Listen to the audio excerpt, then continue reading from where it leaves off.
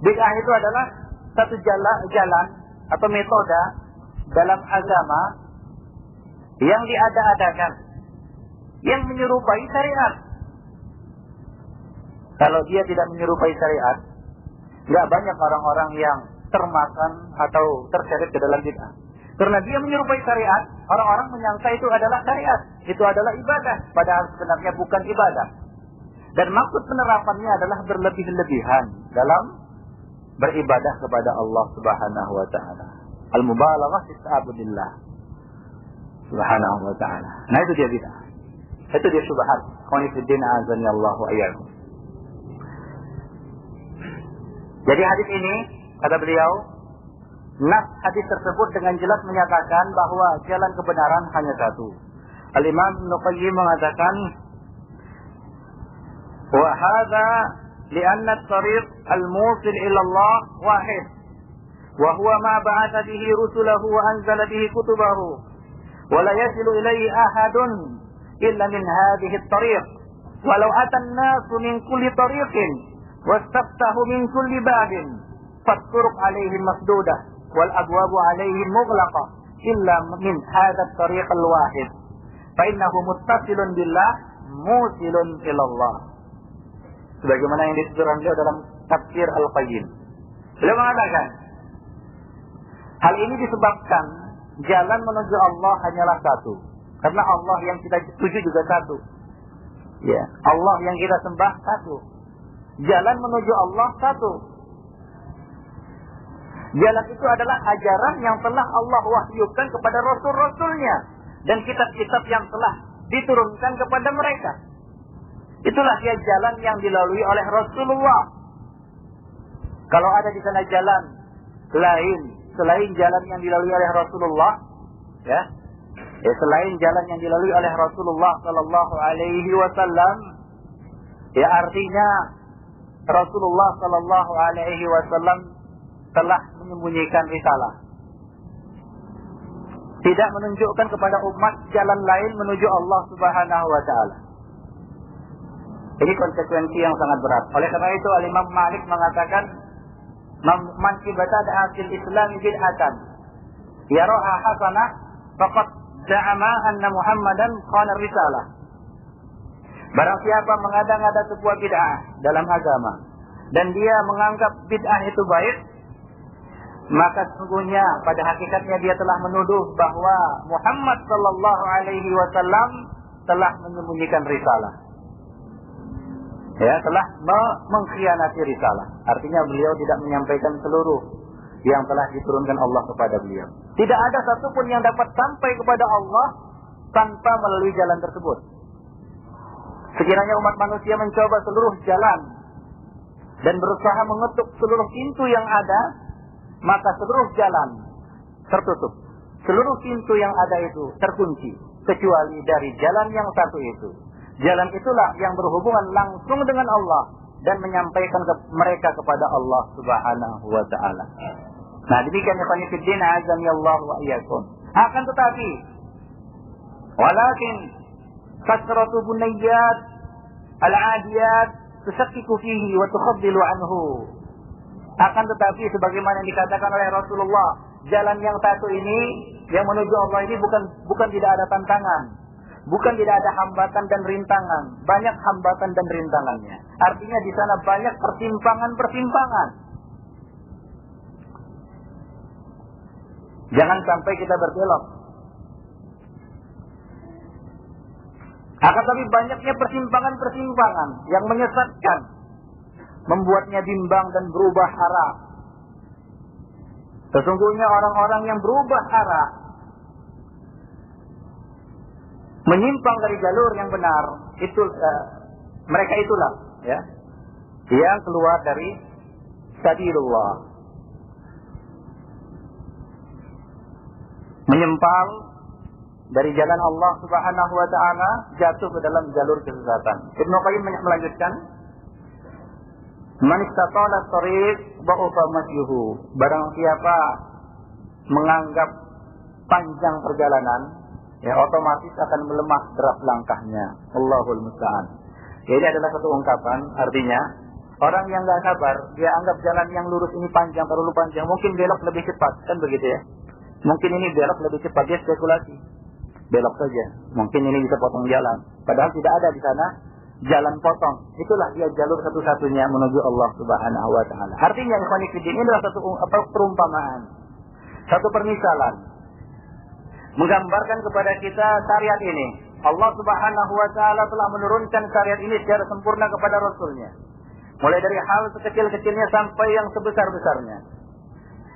Seluruh tata cara pelaksanaan itu telah dijelaskan di dalam sunnah Rasulullah Sallallahu Alaihi Wasallam. Ya, menurut kadar kemampuan masing-masing. La yukallifullahu nafsan illa wus'aha. Barang siapa melaksanakan syariat ini, maka dia akan sampai kepada Allah Subhanahu wa Ta'ala. Namun ingat, di sana banyak sekali cara-cara yang lain yang menyimpang. Barang siapa mengikuti cara-cara lain selain dari cara syariat yang telah diajarkan oleh Rasulullah, maka dia akan menyimpang dari jalan yang benar.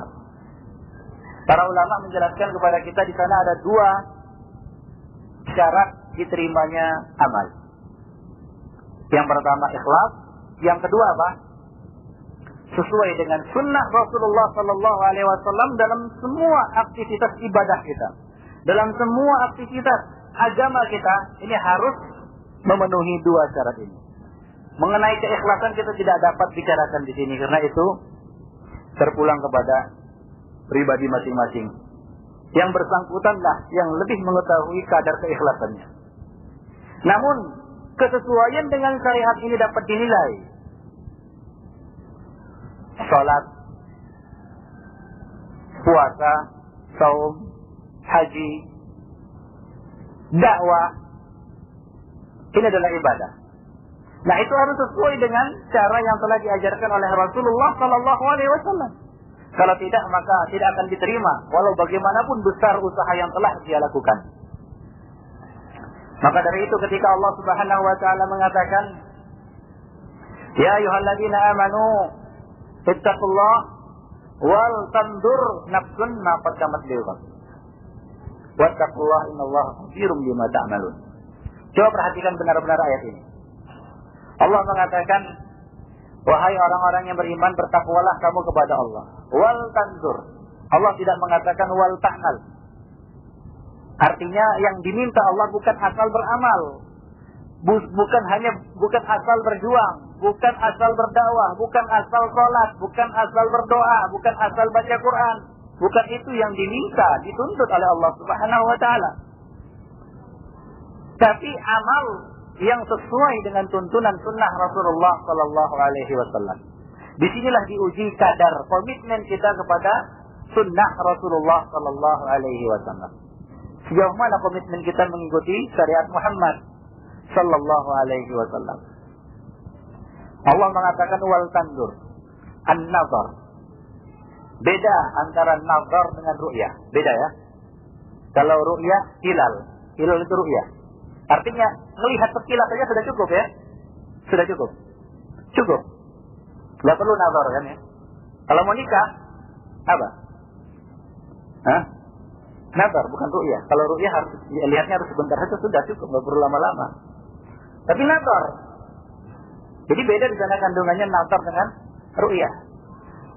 Falyanzuril insanu mimma khuliq. Di sini nazar, di sini maksudnya di sini bukan hanya sekedar melihat manusia, tapi meneliti, mempelajari, menelaah, membahas, mendalami. Itu makna nazar. Maka dari itu ketika nazar itu boleh tanpa pengetahuan yang dilihat, boleh diamati, itu boleh. Calon istri yang ingin dinikahi itu boleh diamati. Karena perintah adalah nazar, bukan sekedar ru'yah. Kalau sekedar ru'yah melihat saja gini sudah cukup, tidak perlu lama-lama ya. Lihat matinya juling atau tidak, boleh. Mengamatinya boleh. Kalau misalnya dia nggak mau yang juling, dia lihati, pandangi matanya ini juling atau enggak, boleh. Ini nazar. Nah, dalam ayat ini Allah mengatakan wal tandur nafsun. Masing-masing jiwa hendaklah nazar, bekal yang telah dikumpulkannya untuk menyambut hari depan, masa depan akhirat. Tentunya masa depan yang dimaksud di sini akhirat. Bekal yang dimaksud adalah amal.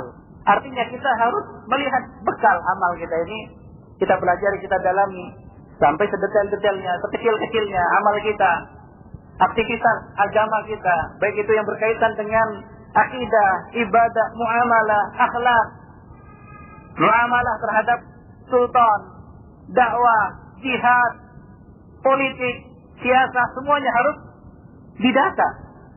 Keakuratannya dengan apa? Syariat. Sehingga kita tidak justru nanti dimintai pertanggungjawaban di hadapan Allah Subhanahu wa Ta'ala. Saya contohkan. Antum mau ke Jakarta, saya bekali duit 1 juta, cukup nggak pulang balik pulang ke Jakarta?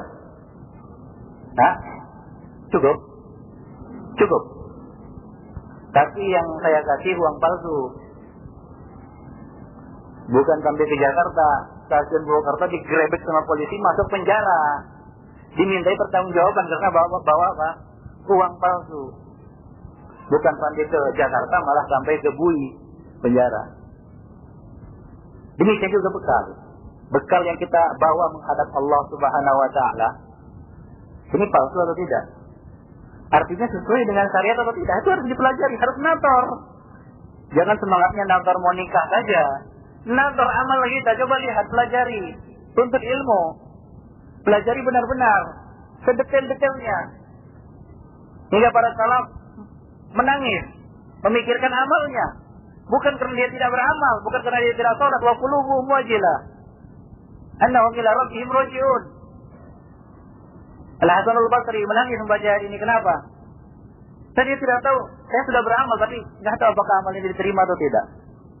Nah demikian ikhwan fillah, azani Allah wa iyyakum, ketelitian ulama salaf atau generasi salaf kita di dalam beraktivitas dalam agama ini. Jadi benar-benar ya kita katakan ikhwan fillah, azani Allah wa iyyakum, harus berhati-hati. Kesempatan hidup ini hanya sekali.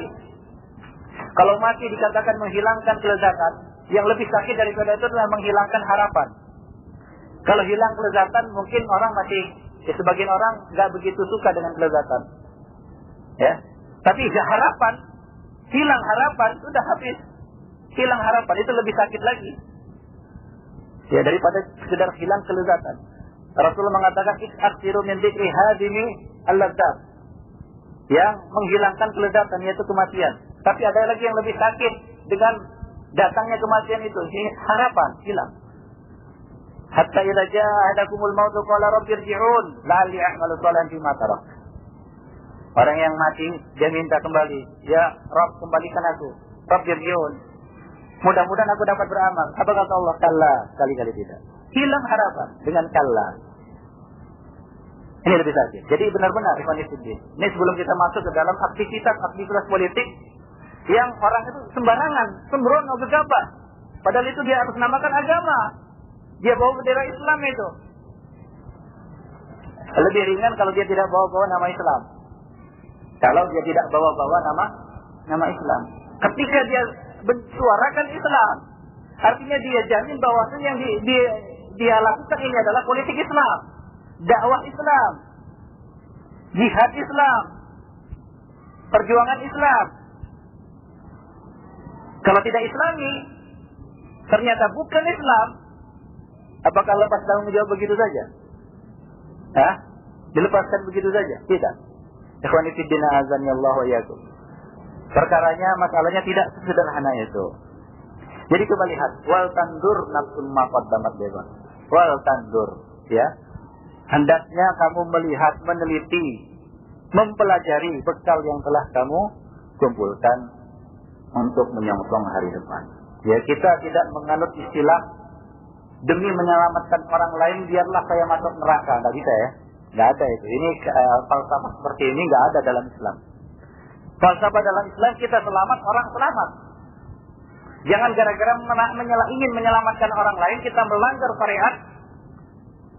Ya, ingin menyelamatkan orang lain, ingin jadi pahlawan, disebut sebagai pahlawan, menyelamatkan kaum muslimin dengan cara melanggar syariat. Orang lain bebas, kita dituntut, dikejar tanggung jawab di hadapan Allah Subhanahu wa Ta'ala. Man husiba udib.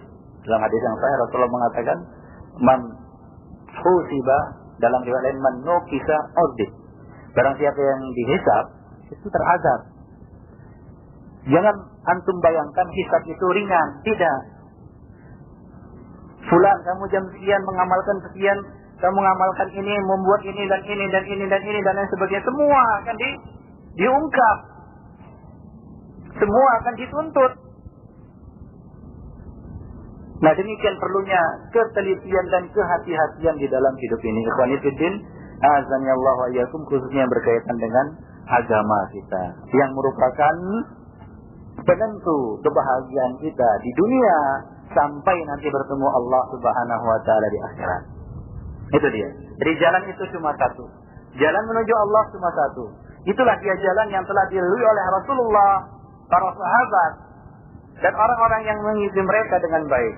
As-sabiqun al-awwalun minal muhajirin wal ansar walladzina tabauhum bi ihsan. Kenapa dikatakan as-sabiq? Apa hikmahnya di sini? Ini menunjukkan mereka adalah generasi yang telah sabiq, mendahului kita melalui jalan itu. Ungkapan Al-Quran itu semuanya ada hikmahnya. Mulai dari An-Nazar, Siratal Mustaqim, Al-Fad Al-Quran itu semuanya mengandung hikmah kalau kita mau mempelajarinya. Seorang Arab Badui membaca ayat Alhaakumut takatsur hatta zurtumul maqabir. Dia katakan benar, hari akhirat itu ada. Kenapa? Dari lafal apa? Zurtumul maqabir.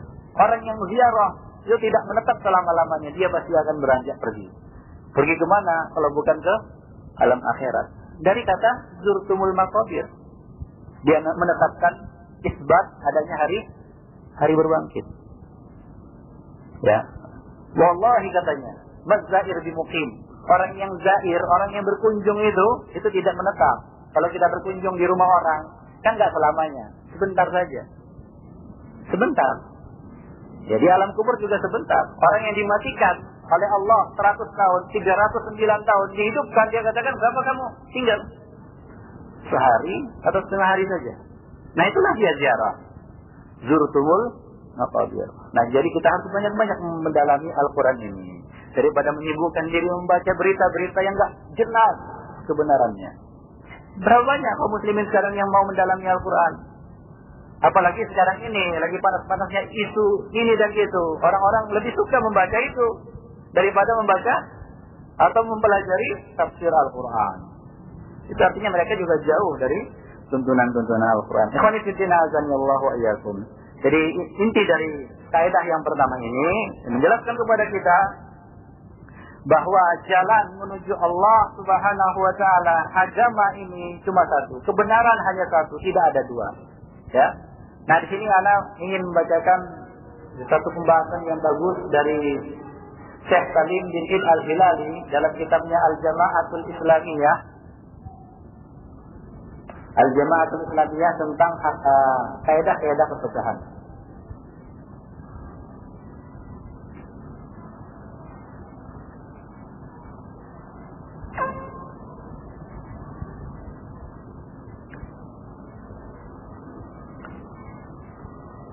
Beliau mengatakan di sini,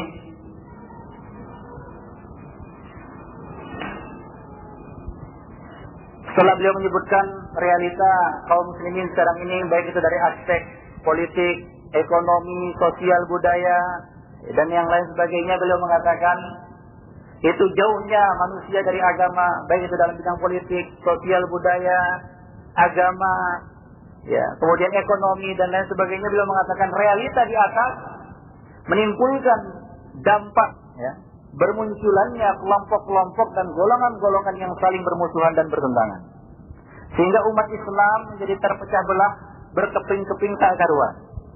Fenomena kelompok tersebut memicu pertentangan, menyebabkan tercerai-berainya barisan kaum muslimin, dan juga menebarkan benih-benih perpecahan dan permusuhan di tubuh umat yang satu ini. Dinul Islam yang hanif telah memperingatkan umat dari bahaya bergolong-golongan, sebagaimana kita sebutkan tadi, dari yang beliau bawakan juga sama dengan dalil yang kita bacakan tadi. Kemudian beliau mengatakan perbedaan biasanya terpulang kepada dua sebab berikut. Yang pertama, perbedaan yang terpulang kepada takdir. Ya, sudah takdir Allah kita berbeda. Ada yang hitam, ada yang putih. Seperti perbedaan bentuk dan rupa. Cantik, ada yang jelek. Ada yang tinggi, ada yang pendek. Masalah ini, perbedaan ini tentu tidak kita bahas. Yang kedua, perbedaan yang merupakan hasil perbuatan hamba atau akibat dari perbuatan hamba. Dan itulah yang Allah Subhanahu wa taala sebutkan dalam firman-Nya dalam surat Hud. Walau syaa rabbuka laja'ala an-nas ummatan wahidatan. Walakin wala yazaluna mukhtalifin illa man rahima rabbuk. Walidzalika khalaqahum. Surat Hud ayat 118 sampai 119. Artinya, jikalau Allah menghendaki, artinya bisa saja Allah menghendaki demikian, tentu Allah akan menjadikan umat manusia itu satu. Nggak ada perbedaan, nggak ada ikhtilaf. Ya. Akan tetapi, mereka senantiasa berselisih pendapat. Kecuali orang-orang yang diberi rahmat oleh Allah Subhanahu wa ta'ala. Allah Subhanahu wa ta'ala mengabarkan bahwa umat manusia akan senantiasa berselisih. Dan kemudian Allah mengatakan, dan untuk itulah Allah menciptakan mereka. Yaitu untuk perselisihan itulah Allah menciptakan mereka. Karena kalau mereka nggak berselisih, nggak ada hak dan nggak ada batil, nggak ada hikmahnya diciptakan surga dan neraka. Nggak ada hikmahnya disyariatkan jihad. Nggak ada hikmahnya disyariatkan amar ma'ruf nahi mungkar. Itulah dia sistem yang telah Allah ciptakan. Dan nggak boleh kita menyanggah, memprotes, mengkritik kebijaksanaan Allah Subhanahu wa ta'ala.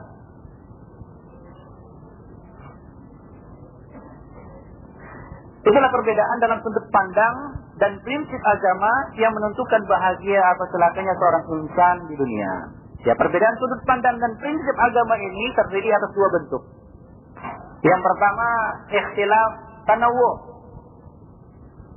Ada dua jenis ikhtilaf. Ya, ada dua jenis ikhtilaf. Yang pertama, ikhtilaf tanawwu. Salah satu bentuknya adalah masing-masing dari dua pendapat atau perbuatan itu benar dan sesuai dengan syariat. Misalnya tentang macam-macam qiraah Al-Quran. Dan para sahabat berselisih pendapat tentang qiraah Al-Quran. Ada seorang membaca Al-Quran dengan lahjah yang lain. Umar membaca lahjah yang lainnya. Lalu keduanya mengadu kepada Rasulullah. Rasulullah mengatakan kepada mereka, kalian berdua benar. Ini adalah ikhtilaf tanawwu. Contoh lainnya adalah perbedaan pendapat tentang lafal adzan, doa istiftah, iqamat, tempat sujud sahwi dan lain sebagainya. Ini namanya ikhtilaf tanawwu. Ya. Yaitu kedua perkataan tersebut pada hakikatnya sama maksudnya dan maknanya, hanya saja ibarat dan lafal yang dipakai berbeda-beda. Sebagai contoh, banyak orang yang berbeda pendapat tentang definisi sesuatu. Ya, tapi pada hakikatnya sama, ya. Pada hakikatnya sama. Nah, demikian. Nah, kemudian kedua, ikhtilaf tadad. Yaitu dua pendapat yang berbeda dan saling bertentangan. Bisa jadi dalam masalah furu' dan bisa jadi dalam masalah usul atau prinsipil. Ini permasalahannya lebih berat lagi karena dua pendapat itu saling berbeda, kontradiktif, dan tidak mungkin disatukan sama sekali. Ya, ini adalah ikhtilaf tadad. Dan inilah ikhtilaf yang dicela oleh Allah Subhanahu wa taala, ya. Inilah dia ikhtilaf yang dicela oleh Allah Subhanahu wa taala, yaitu ikhtilaf tadad. Nah, itulah dia ikhtilaf yang menyimpang dari kebenaran. Kalau ikhtilaf tanawwu tadi semuanya benar. Ya, misalnya tafsir tentang Shiratal Mustaqim, ada yang mengatakan Islam, ada yang mengatakan sunnah, ada yang mengatakan hidayah. Ini adalah ikhtilaf tanawwu. Ungkapan berbeda, ya, lafal mengungkapkannya berbeda tapi maksudnya sama, semuanya benar. Ini tidak tercela. Dan ikhtilaf yang tercela adalah ikhtilaf tadad. Dan itulah yang dimaksud di sini, yaitu jalan-jalan yang menyelisihi, menyimpang dari kebenaran. Baik, ikhwani fillah, azanillahu wa iyyakum. Jadi inti dari kaidah yang pertama ini adalah penjelasan bahwa jalan menuju Allah, jalan kebenaran, yang benar itu hanyalah satu, tidak berbilang-bilang. Baik. Dan jalan yang benar itu adalah Al-Quran dan As-Sunnah. Ya, jalan yang benar itu adalah Islam. Dan Islam itu adalah Al-Quran dan As-Sunnah. Ya, saya ulangi lagi. Jalan yang benar adalah satu. Ya, dan jalan yang satu itu adalah Islam. Dan Islam itu adalah Al-Quran dan As-Sunnah. Saya kira semua kelompok ya, menyuarakan ini. Ya, tidak ada kelompok yang tidak menyuarakan Al-Quran dan As-Sunnah. Sampai-sampai kelompok paling sesat juga pasti menyuarakan Al-Quran dan As-Sunnah. Nah, kemudian kita lanjutkan kaidah yang kedua. Timbul pertanyaan, masing-masing menyuarakan Al-Quran dan As-Sunnah, kok masih berbeda juga? Bahkan perbedaan lebih tajam lagi. Kita katakan, kita jawab. Jawabannya adalah kaidah yang kedua ini, yaitu ittiba'ul kitabi was sunnah ala fahmi salafus saleh. Kaidah kedua, mengikuti Al-Quran dan As-Sunnah menurut pemahaman as-salafus saleh. Memang mereka menyuarakan pedoman yang sama, yaitu Al-Quran dan As-Sunnah. Namun mereka berbeda di dalam memahami Al-Quran dan As-Sunnah tersebut. Maka harus dengan kaidah yang kedua ini, yaitu kita mengikuti Al-Quran dan As-Sunnah menurut pemahaman as-salafus saleh. Siapa itu as-salafus saleh? Akan kita jelaskan nanti. Sejak dahulu sampai sekarang tidak ada satupun kaum muslimin yang berbeda pendapat bahwa jalan yang diridhai Allah adalah Al-Quran dan As-Sunnah. Semua kelompok. Tidak ada yang menyuarakan selain itu. Kendati mereka berbeda pendapat dalam proses pengambilan dalil dari kedua sumber itu. Ya. Wa in ikhtalafu fi wujuhil istidlal biha. Wa dzalika li'anna Allah dhamina al-istiqamah limuttabi'il kitab. Karena Allah Subhanahu wa taala telah memberi jaminan keistiqomahan bagi siapa saja yang mengikuti Al-Quran. Allah mengatakan, ya qaumana inna sami'na kitaban unzila min ba'di Musa musaddiqan lima baina yadayhi yahdi ilal haqqi wa ila siratin mustaqim.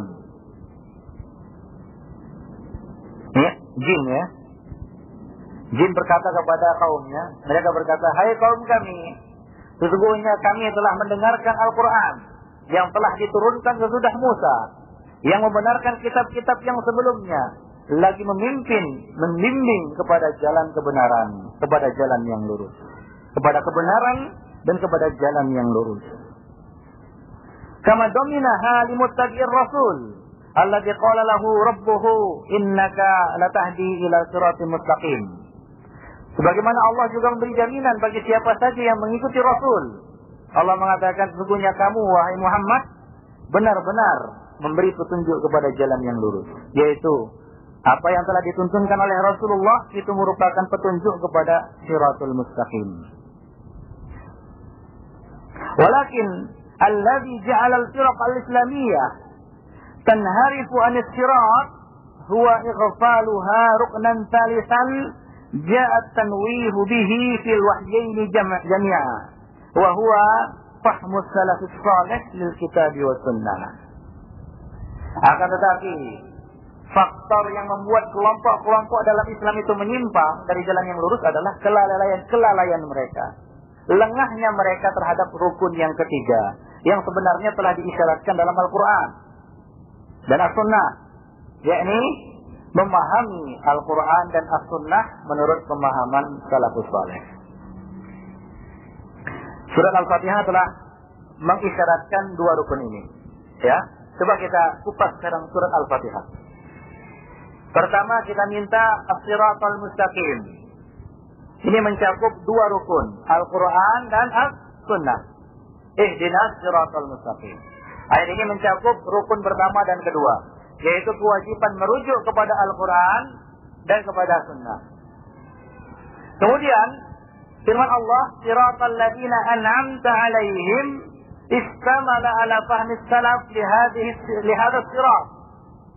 Ma'annahu la yashukku ahadun fi anna man iltazama bil kitabi wa sunnati faqad ihtada ila siratil mustaqim. Illa annahu lamma kana fahmun nasi lil kitabi wa sunnati minhu sahih wa minhu saqim iqtada al-amru ruknan thalithan li raf'il khilaf wa huwa taqyid fahmil akhlaq bi fahmil aslaf. Beliau mengatakan firman Allah, siratal ladzina an'amta alaihim, yang kita minta dalam salat, tunjukilah kami jalan yang lurus, jalan orang-orang yang telah engkau beri nikmat. Ini mencakup rukun yang ketiga, yaitu kewajiban memahami siratal mustaqim dengan pemahaman orang-orang yang telah diberi nikmat kepada mereka, yaitu as-salafus salih. Yang meliputi kewajiban memahami Al-Quran menurut pemahaman as-salafus salih, ya, kewajiban meniti jalan yang lurus atau meniti siratal mustaqim dengan pemahaman as-salafus salih. Padahal sudah tidak diragukan lagi bahwa siapa saja yang berpegang teguh dengan Al-Quran dan As-Sunnah, dia pasti mendapat petunjuk kepada siratal mustaqim. Tapi yang menjadi masalah, metode manusia dalam memahami Al-Quran dan As-Sunnah berbeda-beda. Ada yang memahami benar dan ada yang memahami keliru. Maka dari itu harus memenuhi rukun yang ketiga untuk mengangkat perbedaan tersebut, yaitu merujuk kepada pemahaman as-salafus salih. Ibnu Qayyim mengatakan, ta'ammal sirran badi'an fi dzikri sabab wal jazaa' lit tawaif ats-tsalatsah bi awjaz lafzin wa akhsarihi fa innal in'am 'alaihim yatadammanu in'amahu bil hidayah allati hiya al-'ilmu an-nafi' wal 'amalu salih. Beliau mengatakan, perhatikanlah hikmah yang berharga, hikmah yang terkandung dalam penyebutan sebab dan akibat ketiga kelompok manusia tersebut yang disebutkan di akhir surah Al-Fatihah, yaitu al-mu'minun, al-yahud, dan an-nasara. Ya, al-mu'minun, al-muttabi' yang mengikuti siratal mustaqim dengan pemahaman alladzina an'amta alaihim. Ya, kedua adalah orang-orang Yahudi, al-maghdubi alaihim. Yang ketiga, ad-dallin, yaitu orang-orang yang sesat. Dengan ibarat yang sangat ringkas, nikmat yang dicurahkan kepada kelompok pertama adalah nikmat hidayah, yaitu al-ilmu nafi' dan al-amalus salih. Kemudian beliau melanjutkan lagi, fakullu man kana a'rafu lil haqq wa atba'u lahu kana awla bis siratil mustaqim wa la raiba anna ashab Rasulillah radhiyallahu anhum hum awla bi hadhihi sifah min ar-rawatib.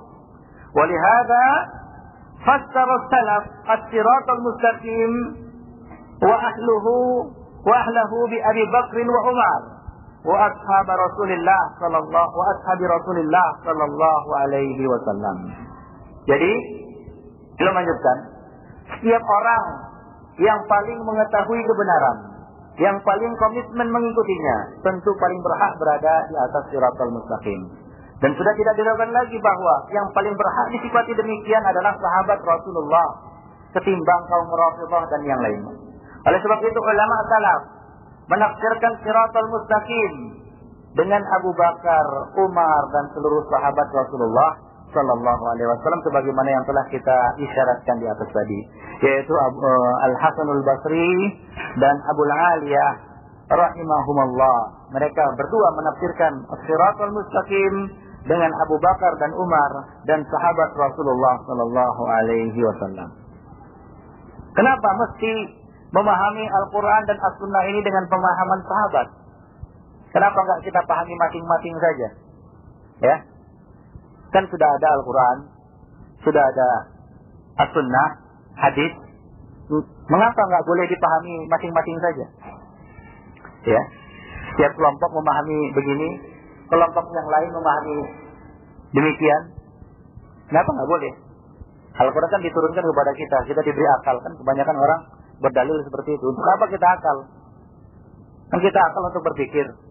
Ada Al-Quran dan ada As-Sunnah, ada hadis. Kita diberi akal. Kenapa kita nggak boleh berpikir?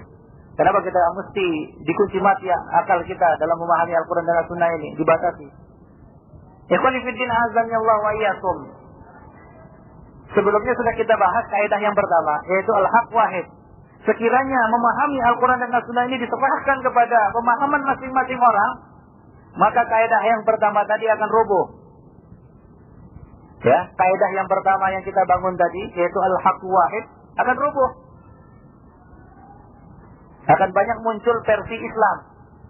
Masing-masing membawa ayat yang sama, tapi kesimpulannya berbeda-beda, bertolak belakang. Inilah ikhtilaf pendapat yang dicela oleh Rasulullah sallallahu alaihi wasallam dalam sabda beliau,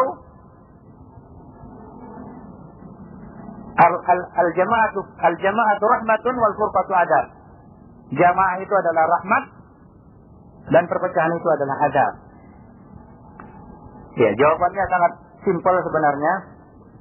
Kita wajib memahami Al-Quran dan As-Sunnah dengan pemahaman as-sahabah, karena disebutkan di sini li'annahum syahidut tanzil wa syahidu man min hadi rasul ma fahimu bihi ta'wil salim. Ya. Dikatakan di sini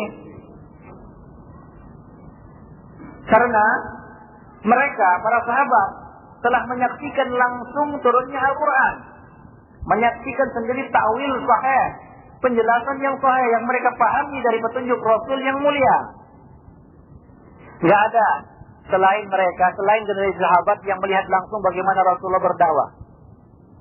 Ada satu hadis tidak akan diterima hadisnya, bahkan akan ditolak bila tanpa melalui jalur sahabat. Hadisnya munqati, terputus atau mursal, tidak diterima. Termasuk hadis dhaif jika tidak melalui jalur sahabat. Sahabat ibarat jembatan yang menghubungkan kita dengan Rasulullah sallallahu alaihi wasallam. Kalaulah bukan dari riwayat-riwayat mereka, kita tidak akan tahu bagaimana Rasulullah sallallahu alaihi wasallam menjelaskan syariat ini kepada umatnya. Kita tidak tahu cara adzan, kita tidak tahu cara salat, kita tidak tahu cara berhaji, kita tidak tahu cara berdakwah, kita tidak tahu cara yang benar di dalam melaksanakan aktivitas agama kita, kecuali melalui riwayat-riwayat yang telah disampaikan oleh sahabat kepada kita.